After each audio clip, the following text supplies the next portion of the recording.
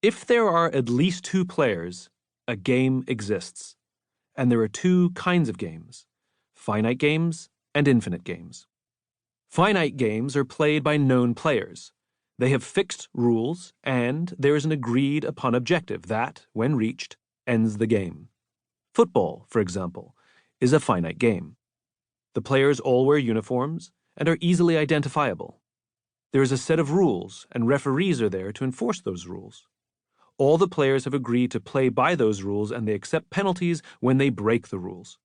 Everyone agrees that whichever team has scored more points by the end of the set time period will be declared the winner, and the game will end, and everyone will go home. In finite games, there is always a beginning, a middle, and an end. Infinite games, in contrast, are played by known and unknown players. There are no exact or agreed-upon rules. Though there may be conventions or laws that govern how the players conduct themselves, within those broad boundaries the players can operate however they want. And if they choose to break with convention, they can. The manner in which each player chooses to play is entirely up to them, and they can change how they play the game at any time for any reason.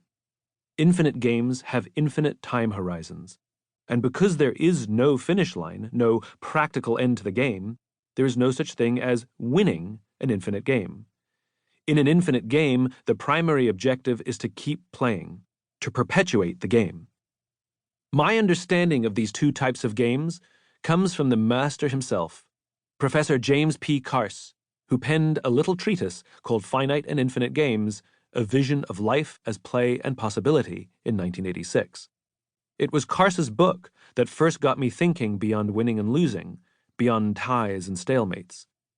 The more I looked at our world through Carse's lens of finite and infinite games, the more I started to see infinite games all around us, games with no finish lines and no winners. There is no such thing as coming in first in marriage or friendship, for example. Though school may be finite, there is no such thing as winning education. We can beat out other candidates for a job or promotion, but no one is ever crowned the winner of careers. Though nations may compete on a global scale with other nations for land, influence, or economic advantage, there is no such thing as winning global politics.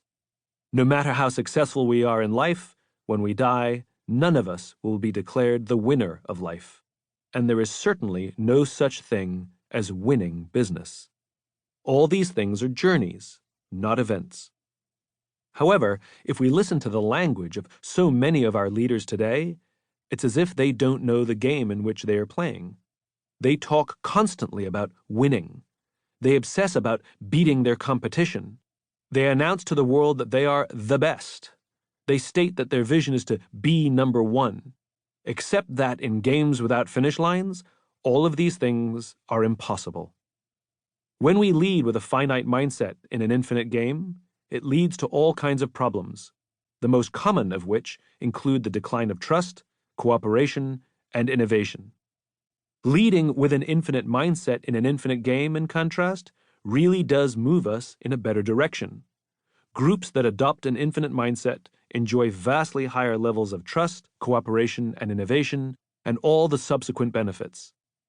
If we are all, at various times, players in infinite games, then it is in our interest to learn how to recognize the game we are in and what it takes to lead with an infinite mindset.